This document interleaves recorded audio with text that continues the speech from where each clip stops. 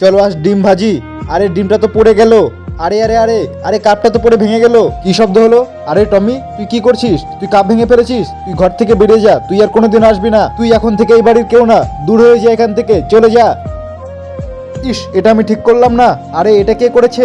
আরে এটা তো মাথা ব্যথার ওষুধ। কে করলো এটা? আরে সিসিটিভি তো আছে, গিয়ে দেখে নি তাড়াতাড়ি। আরে বসের রুম থেকে শব্দ হচ্ছে, আর গিয়ে দেখি বসের তো পুরো শরীর খারাপ। বস তো পুরো দুর্বল হয়ে গিয়েছে। বসের তো প্রচুর মাথা ব্যথা করছে। আরে মালিক তো কাজ বাদ দিয়ে ঘুমিয়ে পড়লো।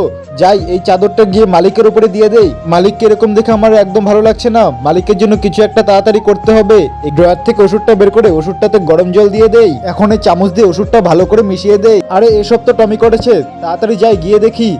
আরে টমি, তুই এখানে বসে আছিস? মালিক, আমার ভুল হয়ে গেছে, আমাকে ক্ষমা করে দাও। আমি আর কোনোদিন এই ভুল করব না। আরে টমি, আমার ভুল হয়ে গেছে, আমি তোকে বুঝতে পারিনি। তুই এখন থেকে আমার প্রিয় বন্ধু। চল এখন আমার সাথে ভেতরে চল, আয় তাড়াতাড়ি আমার সাথে। তুই